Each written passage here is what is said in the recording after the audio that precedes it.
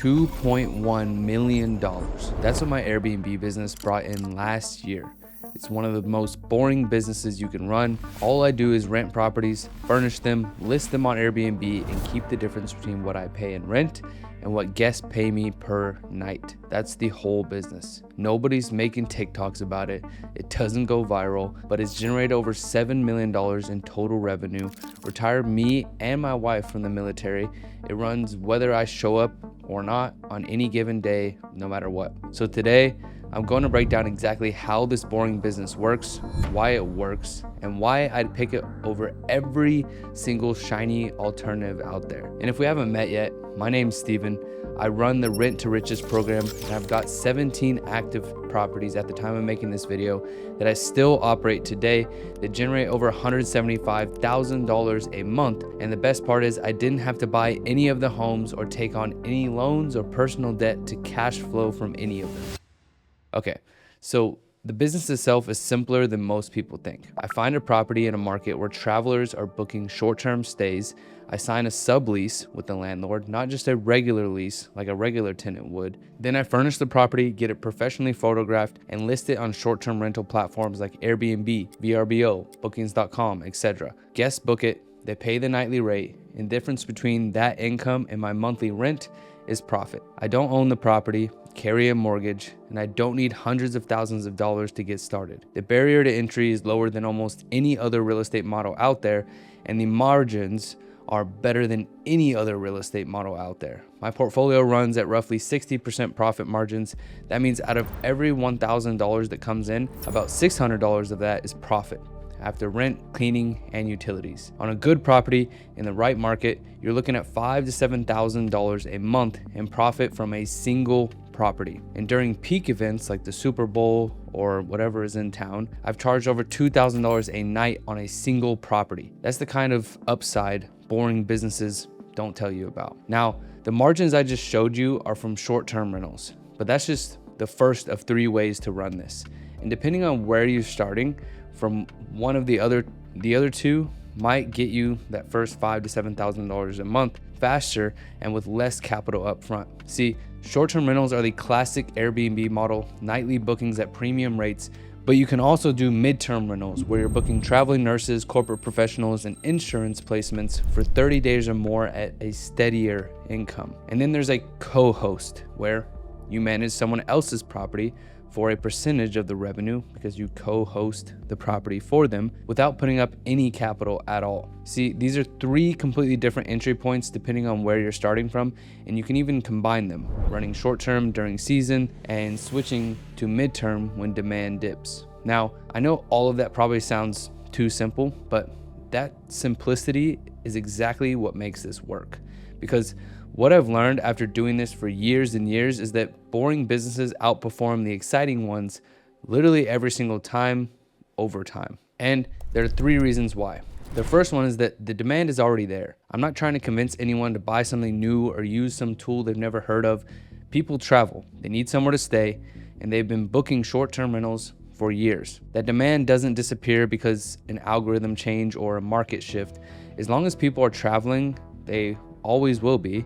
There's a market for furnished short-term housing. Now, the second reason is competition. Right now, everyone's chasing AI agencies, e-commerce, wholesaling, whatever the latest thing is. And those spaces get saturated fast because they're exciting and everyone piles in at the same exact time. Rental arbitrage doesn't have that problem. Most people don't even know that it exists, and the ones who do often think it's too boring to even bother with, which is exactly why there's a room for people who are actually willing to put in the work and want to make a ton of cash flow. And the third reason is stability. Trendy businesses come and go, because when everyone was launching an Amazon FBA brand in 2020 or starting a social media marketing agency in 2021, those waves hit hard. The market floods and margins collapse. But people needing a place to stay when they travel, that's not going anywhere. As long as that's true, this business will continue to work. Now, on top of the boring business advantages, rental arbitrage has a few things going for it that separate it from every other real estate strategy. Now, when you buy a property, you need a down payment, which is usually 20% or more, because you can't use FHA loans or VA loans on investment properties. Those are used for houses that you have to live in, right? on a $500,000 house with a 20% down payment, that's $100,000 plus closing fees just to get in the door, plus the mortgage, plus maintenance, plus property taxes, all of that. And if the market drops, you're underwater on an asset that you own. With arbitrage, you're leasing it. If a market shifts, you don't renew the lease. If a property doesn't perform, you move on.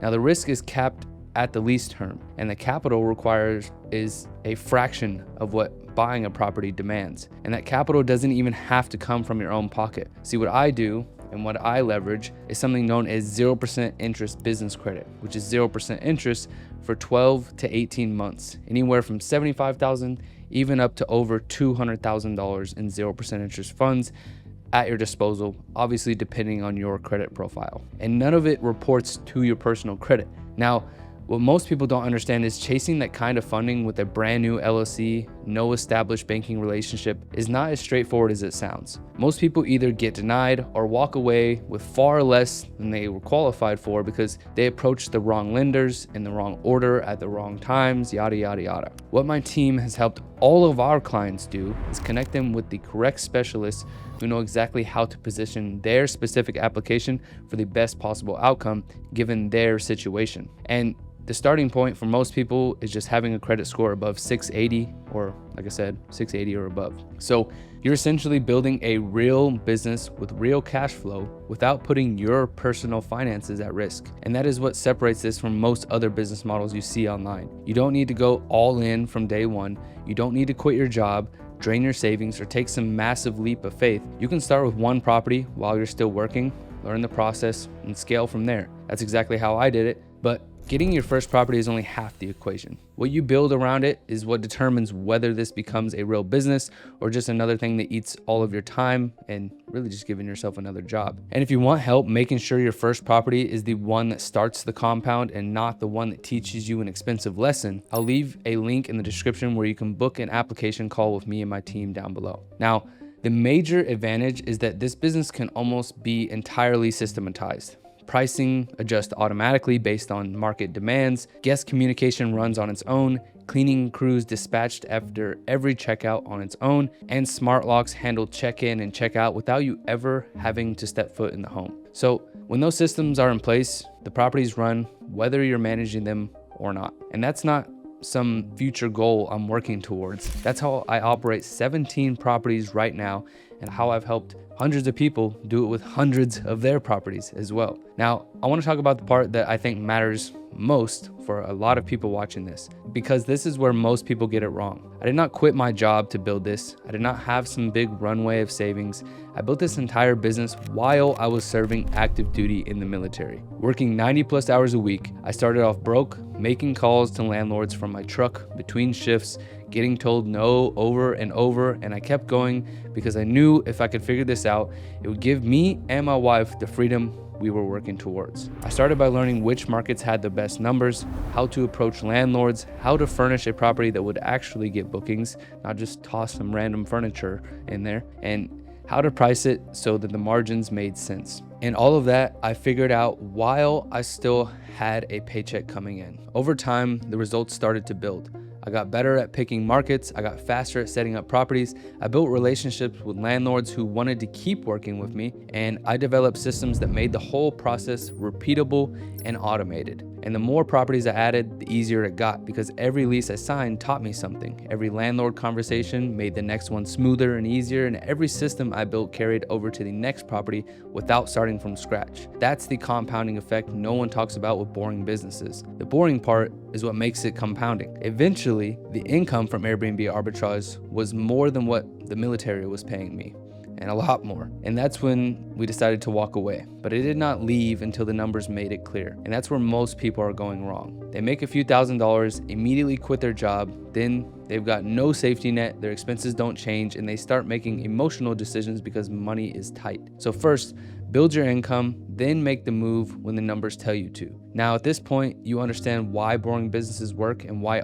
Airbnb Arbitrage is the model I'd pick over everything else. So the question is whether you're willing to pass on the dopamine hit of chasing whatever's trending and build something that actually pays you consistently and pretty passively as well. Because If you are, there are a few things that matter. The first one is market selection.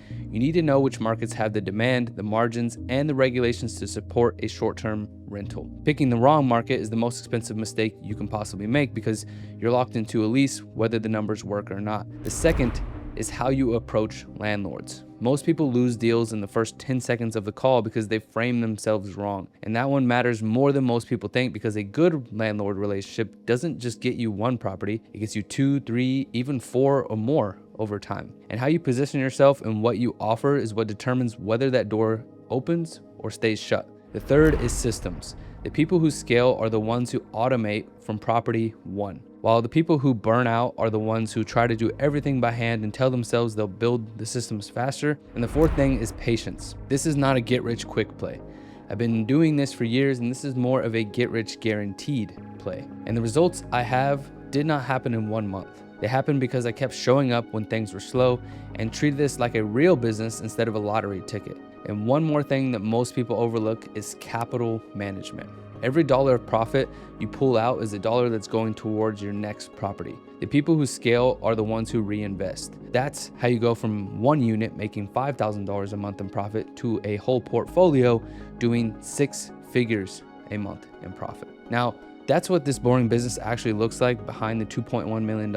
And the thing about boring businesses is they reward the people who start right. Because every month you spend figuring this out on your own is a month the compound isn't building. So if you want to start with the right foundation, the right market, and the right systems already in place, and even have access to a team that will secure 0% interest funds for you, negotiate the property for you, set up and furnish the property for you, and then automate it so the property is live and already cash flowing, I'll leave a link in the description below where you can book an application call with me and my team. We'll walk you through the whole process from first LOC to your first cash flowing property so you can start building towards $5,000 to $7,000 a month from a single unit while you're still collecting a paycheck, and eventually have the option to walk away on your own terms. So apply in the description down below, and I'll see you on the other side.